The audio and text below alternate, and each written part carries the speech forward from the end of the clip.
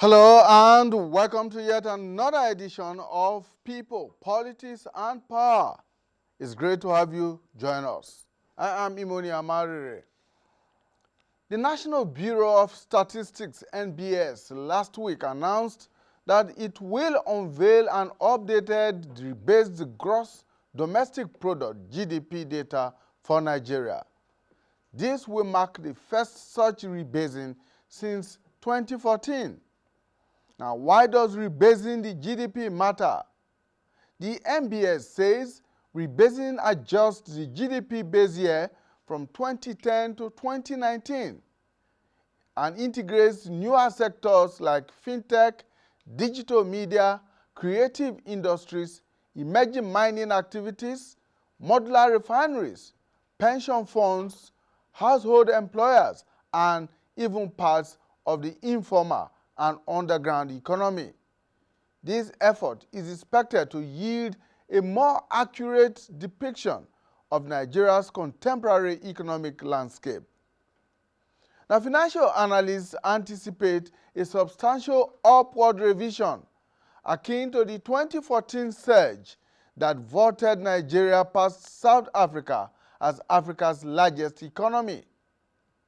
In dollar terms, Nigeria's rebased GDP may again exceed that of South Africa, enhanced by inclusion of undercounted sectors. But why has it taken so long to do so after the last rebasing in 2014? What are the likely implications of this for indicators? Now, some experts say key macro ratios such as debt to GDP, tax to GDP, and per capita income could shift significantly. A larger GDP improves certain ratios such as debt burden, but could also dilute taxation efficiency unless collection improves. The updated statistics that is expected to deepen insights into Nigeria's sectoral dynamics and strengthen the evidence base for economic reforms, and of course could also lift investor sentiment. However, against the backdrop of the recent IMF statement that the government's economic reforms are not impacting positively on ordinary Nigerians, government and policymakers will face the task of using the new data effectively to drive tangible improvements in livelihoods. While rebasing enlarges statistical representation of economic activity, it does not instantly improve living standards, such as reducing inflation, boosting wages, or repairing infrastructure. So, the imminent release of Nigeria's rebased GDP figures will only serve to refresh our view of the country's economic performance, spotlighting growth, evolving sectors, and offering a new baseline for policy and analysis in 2025. The challenge will be translating these sharper numbers into real-world progress for Nigerians. How far can a rebased GDP go in restoring confidence in the Nigerian economy and uplifting the living standards of Nigerians? We want to break this down for the understanding of the layman on the streets, so it does not become another economic jargon that Nigerians will begin to toy with. And we have brought together some financial experts and development economists to tell us what exactly this is all about. What do we understand by rebasing of the GDP, and how is that going to affect the day-to-day lives of Nigerians? We will get to meet our guests right after now. Stay with us. Nigeria of our dream, the Nigeria we need, is the united, indissoluble, and cohesive Nigeria which guarantees equity, fairness, justice, and prosperity for its citizens. That is our focus on people, politics, and power. It is fresh, insightful, impactful. It's a must watch. People, politics, and power. on AIT.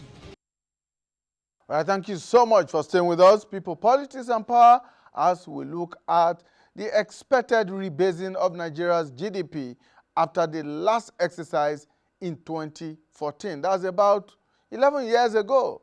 Now, why did it take so long for Nigeria to do this? And what exactly is the standard, the international standard, in terms of the number of years that the country needs to rebase its GDP?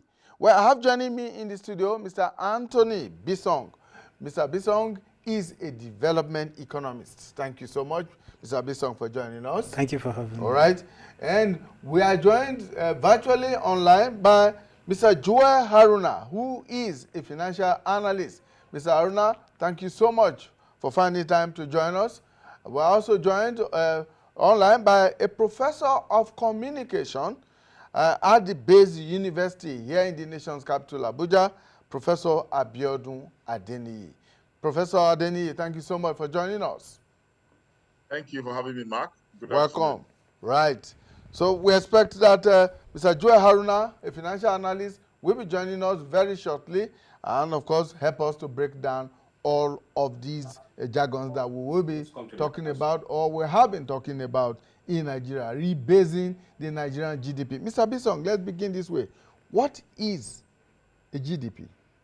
Okay, GDP has to do with the total estimate of goods and services produced in the country over a year. So you're looking at GDP from a perspective, production. It has to do with production of goods and services. So the total value of what is produced within a period, let's say 2024 or let's say 2025. So that is the GDP, and it captures every economic activities. Every economic activities ranging from going by the sectors by the National Bureau of Statistics. There are basically three sectors. We have the agricultural sector, manufacturing and industrial sector, as well as the services sector. So all economic activities that goes through those three major sectors put together is what cumulates to what we have as the gross domestic product. That is the GDP. How important is it in the economy? I mean, it is. In looking at the economy, what's the gross domestic product? How is it calculated? And I mean, how important is it? There are different measures of estimating the gross domestic product, but it's really important because it captures and shows the economic reality of maybe a nation, just like Nigeria, what is ongoing. And just like the exercise, the rebasing is really important because we know things are changing. Going by recent trends with regards in the development space as well as globally, it is very important that it is captured. And then looking at the GDP, for instance, we're talking about the services sector, which has the highest growth potential, which is contributing the highest growth rate to GDP growth. You have the financial services, you have the communication services, you have tourism and travels related services, you have transportation services. Even at the moment, business and the professional services, are really being captured, what they offer. And then down, when you disaggregate most of these sectors, you have construction, you have real estate, all of them are subsumed under the services. And then you look at for manufacturing, prior to what we had in 2014, when it was rebased, the values that came, before now we had an agricultural sector that was really contributing, but I think manufacturing, like agro-food processing, they were moved from agricultural sector to manufacturing sector.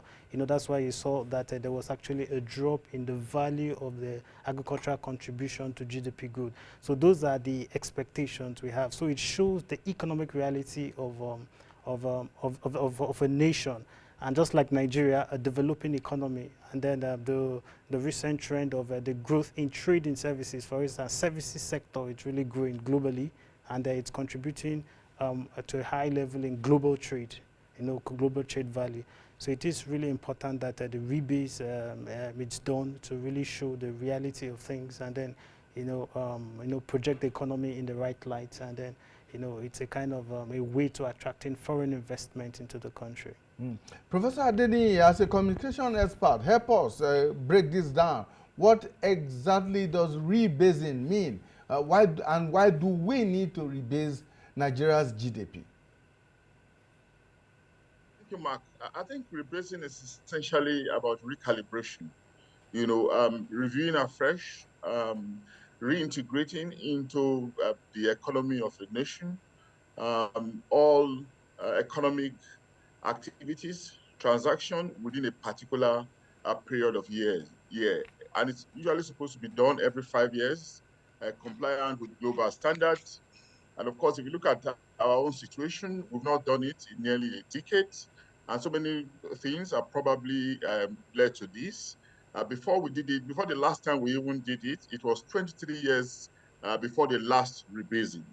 And in the last 10 years, Nigeria has witnessed a couple of changes in the area of agriculture, creative economy, entertainment, digital economy, marine and blue economy, and all such new sectors that are adding up, to, the picture of what our economy should actually be. So we need some updating, really. We need a new reconfiguration, so that we can be able to make the rightful projection, the rightful appreciation consistent with the determination of the government and the yearnings and aspirations of the people to know what the image of our economy looks like. Now, we probably have not been able to do it because I had you ask that question, perhaps in the last decade, because we've gone through some vagaries. Rebasing is not a tea party. It's not a stroll in the park. It can be very complicated. We've gone through COVID. COVID was slightly disruptive. It will have been improper to use the COVID-19 period as probably a base year, even though at the end of the day, it's looking like the present projection um, is situated from 2019.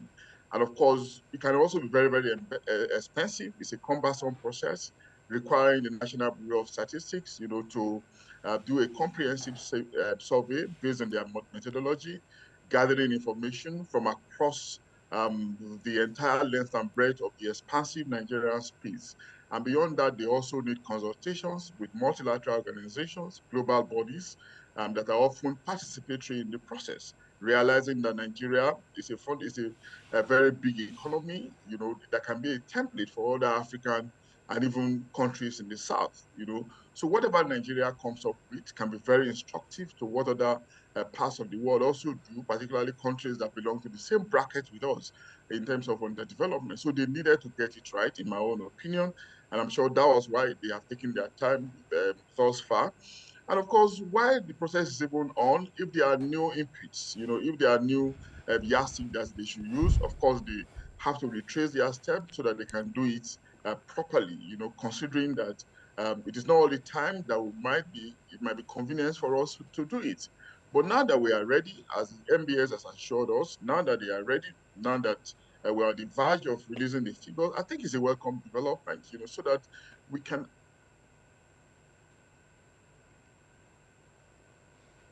All right, we're happy that Joel Haruna, a financial analyst, is joining us now. And straight away, Mr. Haruna, I am going to ask you why Nigeria has decided to anchor the base year at 2019.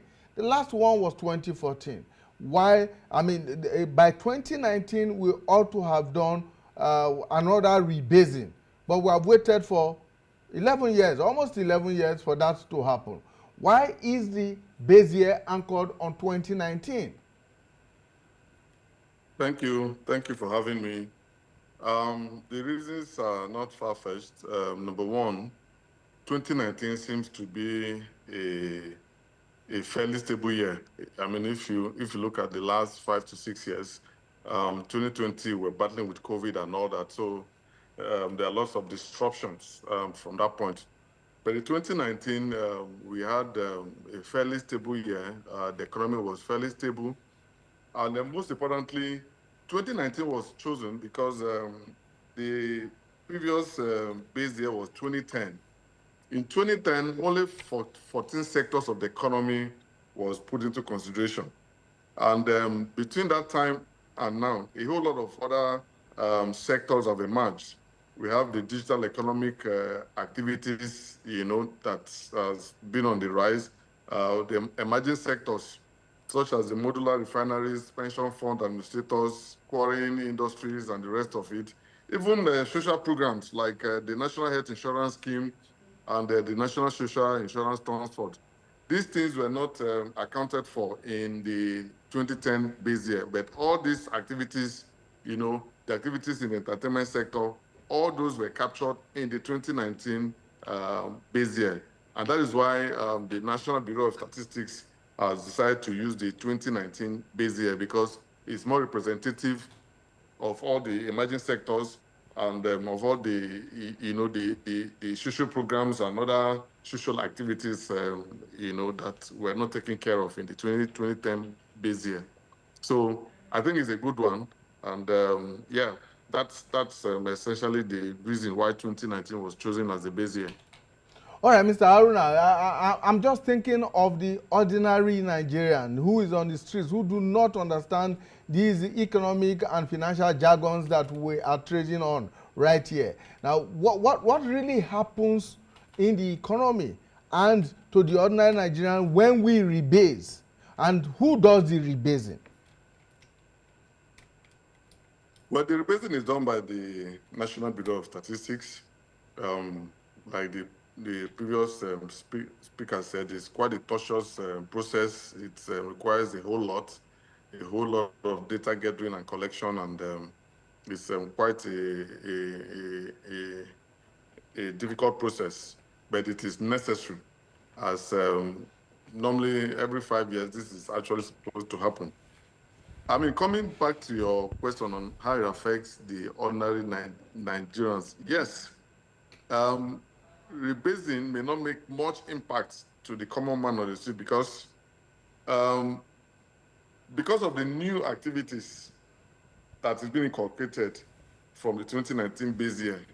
You are going to see a situation where our GDP is going to get bigger. Now, when the GDP appears to be big, it will mean that our debt to GDP will now decrease. So it will give an impression as if, we have more room to borrow. Or our tax to revenue might also, shrink, because if the current tax does not increase considerably, now that you want to check it against the GDP, it will appear as if nothing much has been done. But one thing that the GDP does not capture is the the cost of living. The GDP does not capture the cost of living of ordinary people. And so because of that, even though an increased GDP because of all these activities that have come in may seem as if the per capita income of Nigerians have gone up, but in the real sense, that is not the case, because the cost of living is not captured in the GDP. So the cost of living between 2019 and now is miles apart. It costs so much, considering the inflation and other variables that has happened in the economy in the last few years. The cost of living for the common man has gone up astronomically. So while the GDP might be looking good because of all these other activities that are now computed in the GDP, the ordinary man it doesn't make any meaning to the ordinary man because that it does not affect the cost of living. It will not drop the cost of living. What you just say is numbers that economists and policymakers will not be using to bandit here and there. And if our economic managers are not careful, because the GDP that has now gone up will now make our debt to GDP to shrink. And that will suggest that, we can actually borrow more.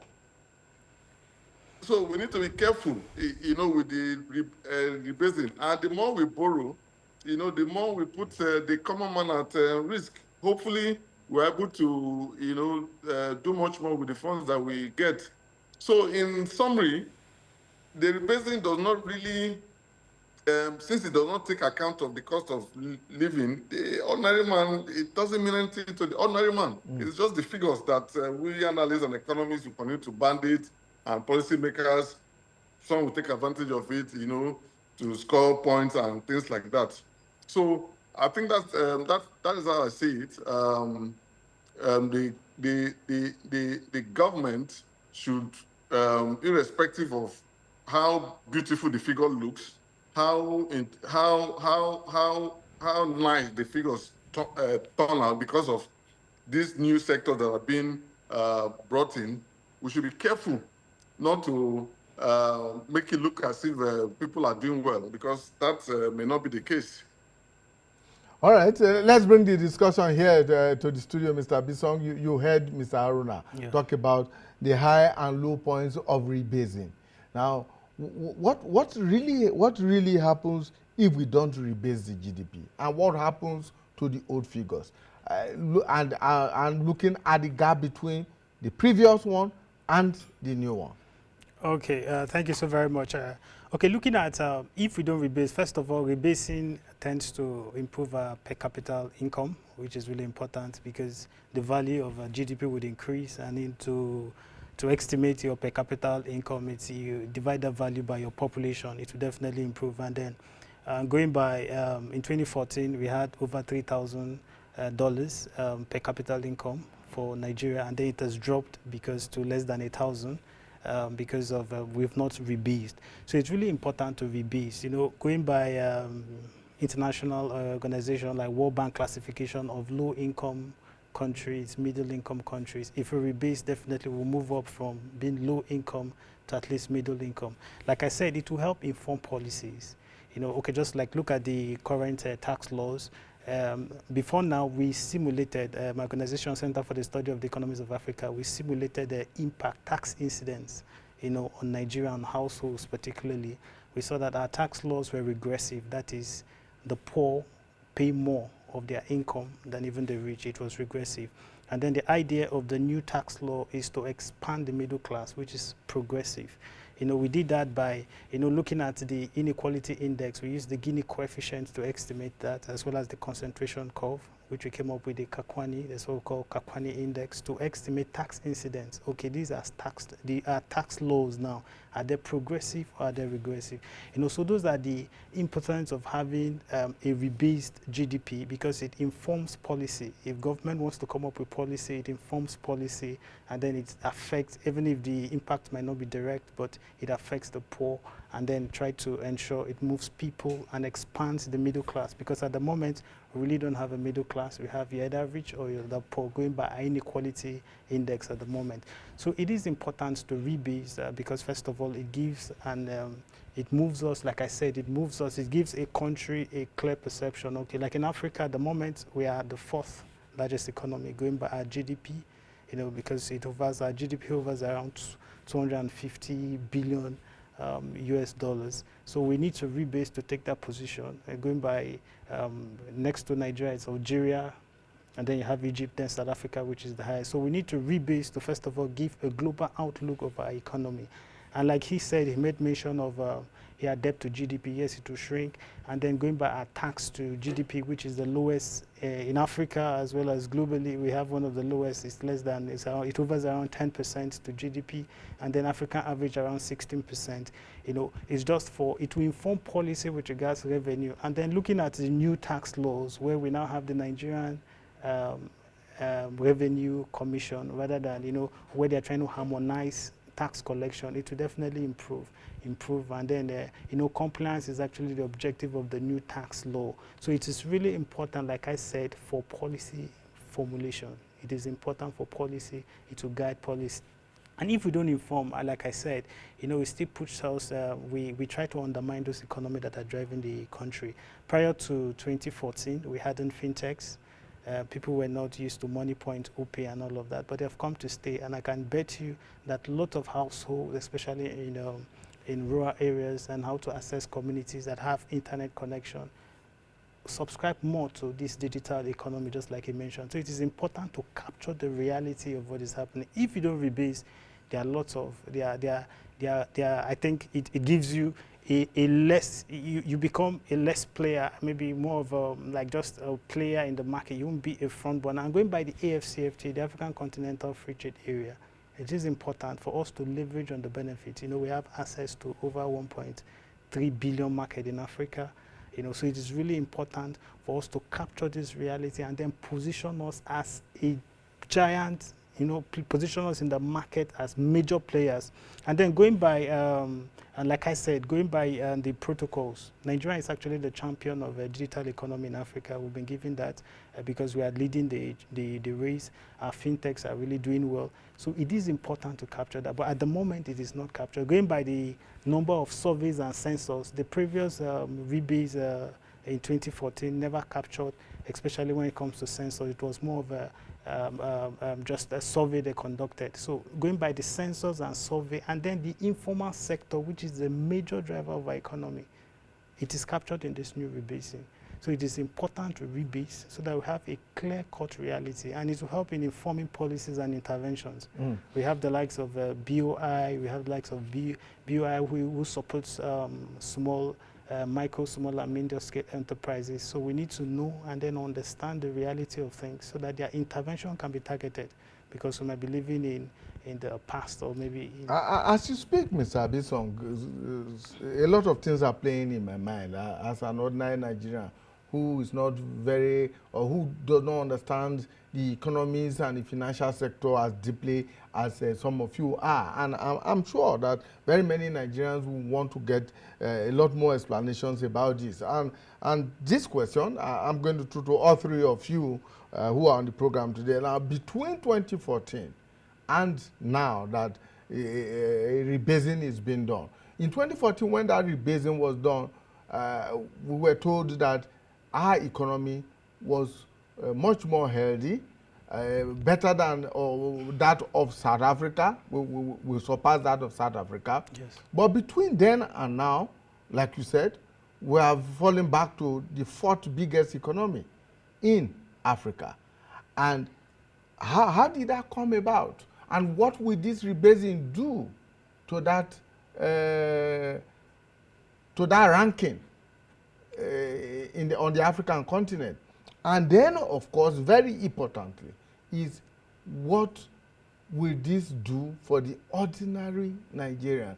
So, I mean, what are your expectations as to what the figures will be after this rebasing? And what will those figures do to the lives, to the living conditions and the living standards of Nigerians? Okay, yeah, thank you. So it is important to rebase. First of all, like I said, it puts our economy in the right light. It would affect FDI, foreign direct investment. They'll have that. So it has a ripple effect on the economy.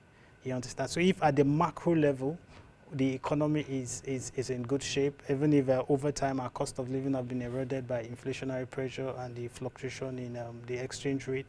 But we look forward to, like I said, we look forward to a system where, our government will be held accountable. You hold your government and tell them, okay, this is the state of Nigeria economy. What policies are you putting in place to ensure we comply to that? Okay, like I do say, first of all, in economics, first of all, well-being is measured by per capita income generally. It would definitely improve that. And then for the man in the streets, the man out there, informal sector were captured. Is for government to start looking at target sectors that first of all promotes employment, that enhances employment, that supports and then integrates people into the system. Government supports that. Regarding the digital economy, like services, like I just said, a lot of things have changed. Prior to 2014, we hadn't people in the streets, just like you have people who had one or two things doing, like digital market. You have lots of POS vendors right now.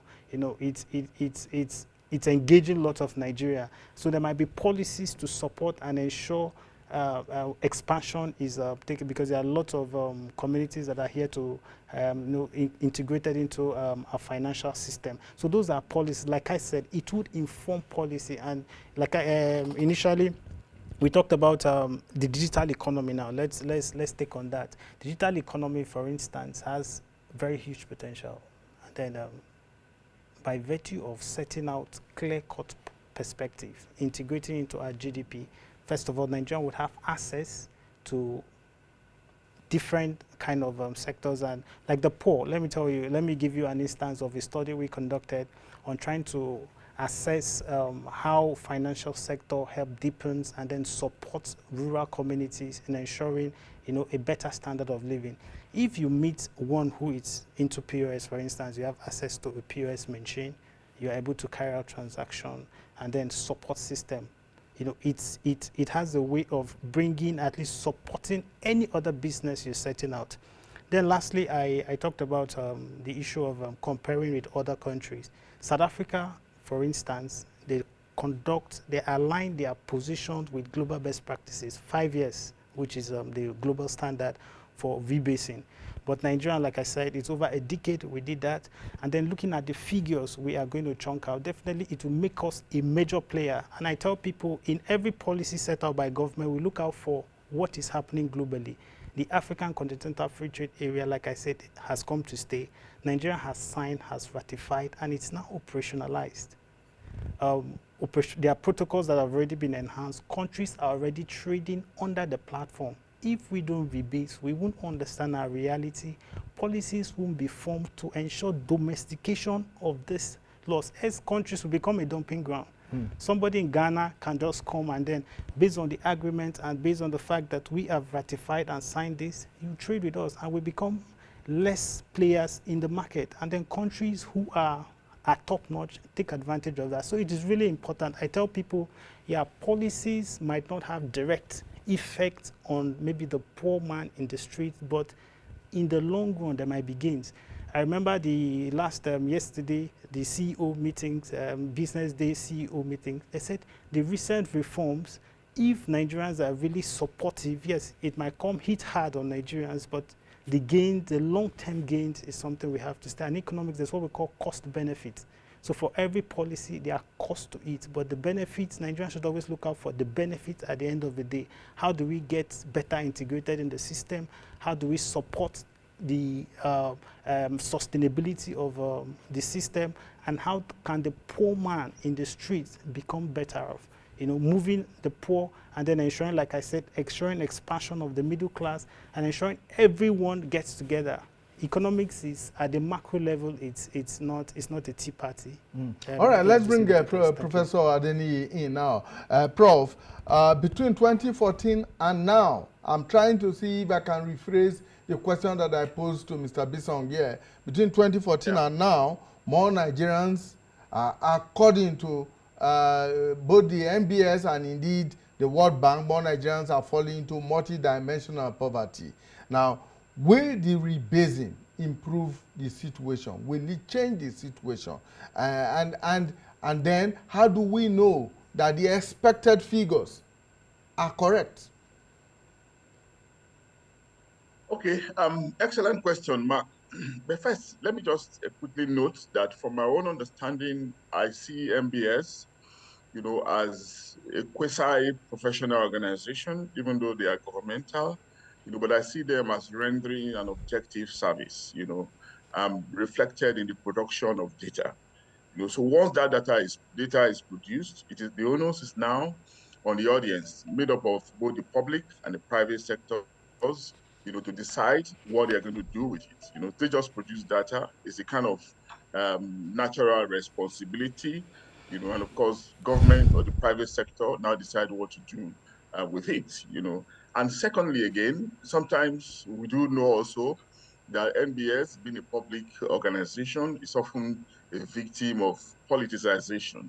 This cannot be taken out of it, but of course, if you sometimes look at the processes that they go through in assembling their data, the professionalism that is injected into it, the collaboration that they do have with global reputable organizations, and of course, the empirical scientific processes, that is evident, that are largely verifiable. And then you see that it's actually systematic, and to a very large extent, you can appreciate it. So sometimes when we're looking at issues like this and imagine that, okay, government might take advantage and look at debt to GDP ratio and probably think of borrowing more, I think the onus now will be on the citizens, and rightly so, to discourage government through legitimate agitation, from going into debt on account of an expanded GDP. It can be very concerning if we are having increasing debt portfolio, and of course, we cannot necessarily match it with our standard of living. Legitimate concern, no doubt, but oftentimes I also want us to exonerate MBS from that bracket, considering that it's an ordinarily professional organization that works through science, in my own innocent understanding of how the system transpires. And of course, directly to your question again, Mark, it's why it's not, how can it impact on the lives of the people? It comes back again to what the very, rigorous analysis of the economists with you, and of course, my brother online said earlier. The data comes out, the onus is now on investors, private sector employers, maybe government policymakers, to design policy directions, that will impact on the people based on the data that has been produced. The data, as the case could be, is just a raw materials on itself. Is a variable, that can determine the success or failure, of the basic aspiration, to meet the yearnings and aspirations of the people, as the case could be. The data is not an end in itself, but a means to an end, which is why it may not be directly impactful, but it's a means is a means that both public and private sectors can leverage, to work at improving or impacting on the lives of the people. And this is very concerning, really. And that's why sometimes, you can see fantastic policy directions, fantastic data, but the moment it's not impacting on the people, then citizens can rightly disparage it as amounting to nothingness.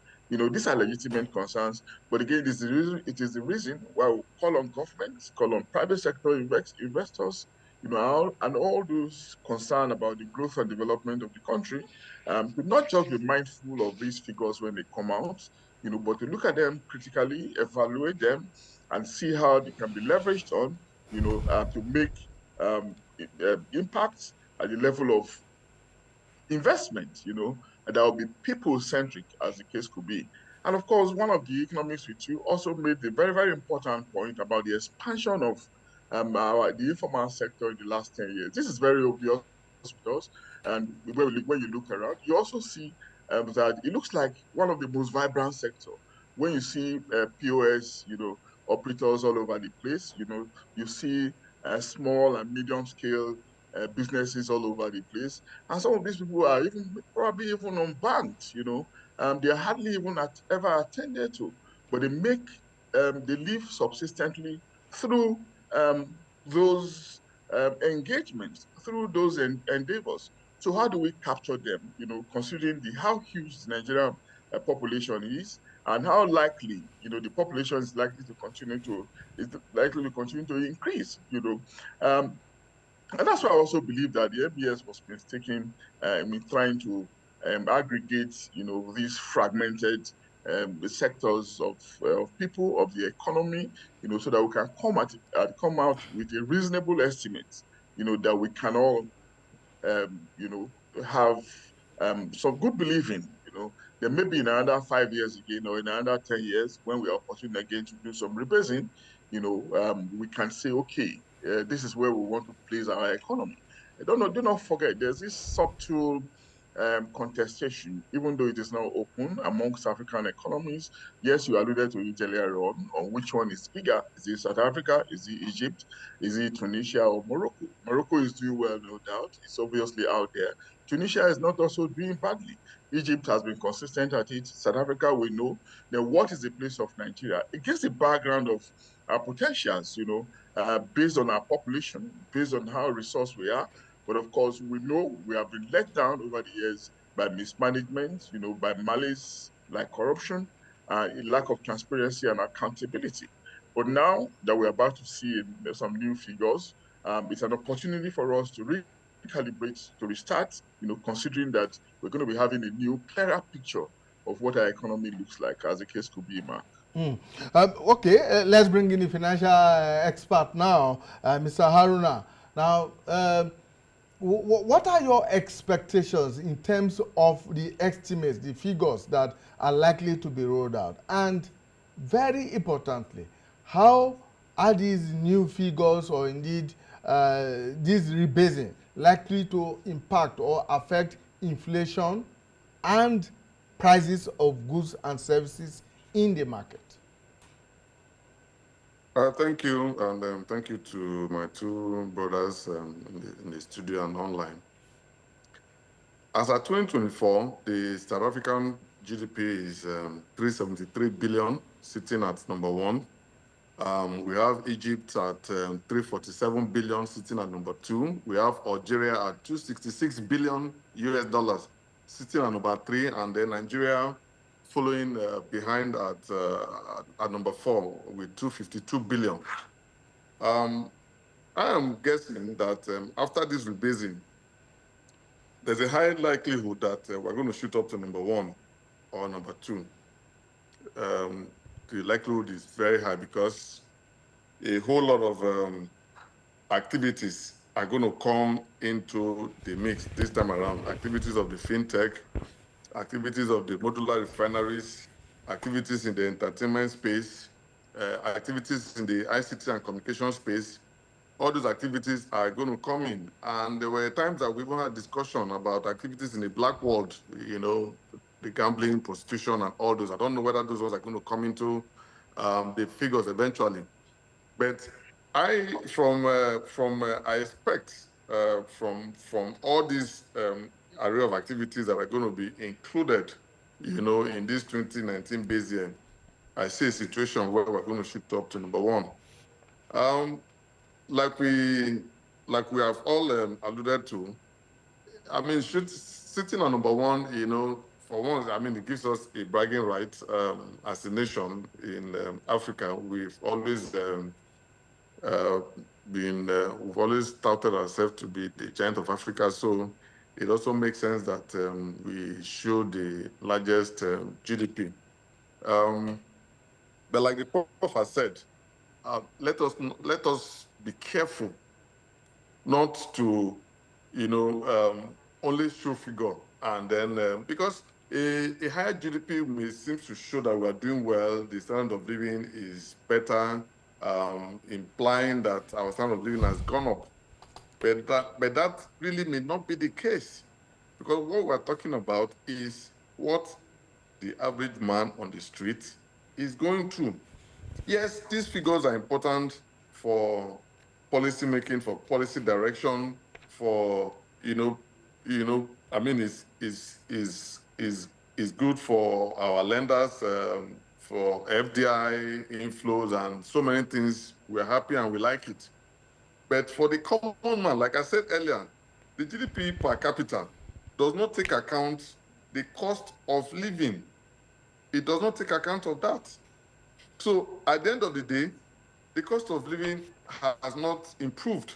You know, inflation is still at the highest, even though the figures were rejigged and it came down from an all-time of 34 to around 24 that we are today. But what is the reality in the market? You and I know that today, if you go to the market, you want to compare prices of what the goods are between last 2 years ago or last year and now. It's probably, we'll be talking about well over 60% or even over, there are so many goods that are well over 100%. That's the truth.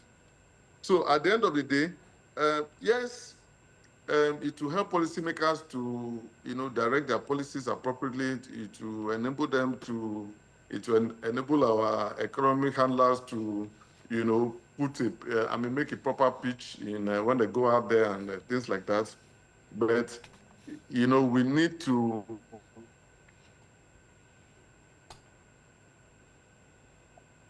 Well, we appear to have lost the audio from Mr. Haruna there. Of course, we're rounding off our discussion now, Mr. Bisong, and I'm going to ask you this question about what rebasing does to investor confidence in a country.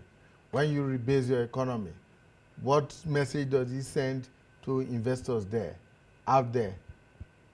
Okay, yeah, so first of all, you know, every investor wants to know and understand the state of every economy.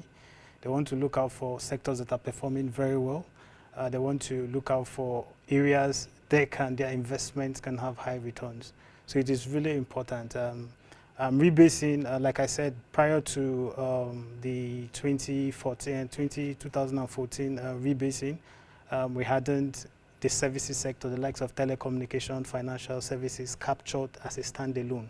you know, and you had agriculture embedded as well as agro-processing. But when it was disaggregated, we now had a clearer picture of what it means, the activities in agricultural sector, what it means, activities in manufacturing and industrial sector, what it means, as well as in services sector. So when you rebase, it gives investors a direction. Okay, this is what is happening. These are the sectors that are performing very well. These are the sectors that are enhancing growth in Nigeria. So that is where I'll direct my investment to. But if you don't rebase... So is it likely to attract more foreign direct investment? Absolutely. Yes, yes, because by virtue of, when you rebase, it gives you that confidence. You know, it gives every economy, every investor believes, oh, if they have this, if this is what the economy, when it comes to their GDP, their production and everything entails, that means if you're putting in, let's say, $1 billion into Nigeria economy, that means the economy can as well, it can be properly managed, and then, you know, high returns would come in. The idea is, does that take into consideration all other factors in the country? For instance, security. Yes, which is one of the key factors that investors think about when they want to bring in their investments into a country. For instance, agricultural sector, you know, in the far north, they are into agricultural sector, into production, and then we're having the sector's contribution. Look at the sector's contribution to GDP, it's really shrinked, and the likes of services sector is going up, which can be found around areas like Abuja, Lagos, the commercial nerve center. So it gives you, like I said, a clear perspective. Look at the figures strung out by MBS with regards to the sectoral contribution to GDP. You see that agriculture is shrinking. The agricultural sector is shrinking. It reflects that's the direct effect of insecurity, that our farmers are unable to go to farm, production is not really much, and then we are now relying so much on, you know, imports, you know, to support production and then food. So it is really important. Yes, security is key, but for instance, look at Google, look at the likes of OP. Let's look at OP, for instance. Let's say we have an investor, he wants to come and expand the operations of OP in Nigeria. He wants to ensure all maybe around the nooks and crannies of Nigeria, they have access to digital maybe finance and all that. And then he comes and we don't need, at that point, what you just need is maybe setting up a bandwidth and then setting up a very strong internet service access for households to do that. And then automatically you start running. You don't need a personal, you don't need an interface. You don't need an interface with human. That drives the economy. So you know that, oh, the digital economy in Nigeria is really performing high. And then he supports that. You understand agricultural sector, middle belt, at the moment they are having issues, farmer headers clashes, and then lots of issues ongoing. You know that coming to invest in agricultural production, it's really not possible, not really. All right, let's leave it at that. Let's bring Professor Adeniyi very quickly in less than 60 seconds. What are your hopes as we expect and wait for these figures? Okay, thanks, Mark. I think I want to end this conversation finally, you know, by using the analogy of the mirror. You know, the mirror is in a stationary position. It is your presentation, your appearance before the mirror that will be reflected at you. And if you think you are not appearing well enough, what you need to do is to improve yourself so that the mirror can portray you in the manner in which you want to be represented. You know, the mirror, you know, is an independent variable, you know, but you are dependent on, you depend on the mirror, so to say, you know, to picture you appropriately. So what we need to do in this circumstance, if at the end of the day, when we have the rebasing, when we have the figures, if we are not satisfied, you know, we should be charged to improve going forward. And of course, we can also leverage it, like I've said severally, you know, to improve on the sectors that we imagine we're not doing properly, we're not doing well. All right. You know, in the overall interest of the Nigerian people and the Nigerian future as a case. Thank you so much, Professor Biodun Adeniyi, Professor of Communication at the Base University here in the nation's capital. Thank you so much. And Mr. Joel Haruna, who is a financial analyst, joined us from here in the nation's capital. Thank you so much, Mr. Haruna, for your time. And of course, right here in the studio, Mr. Anthony Bisong, who is a development economist. Thank you for your time. I hope that Nigerians who are watching are better educated on what rebasing is all about and what it will mean to the rest of us, ordinary Nigerians, who who do not understand these economic and financial jargons. Well, thank you so much for investing your time with us. We hope that you have learned one or two things. We'll see you again when we bring you a fresh edition of People, Politics, and Power. The people, of course, are always a constant variable. Bye for now.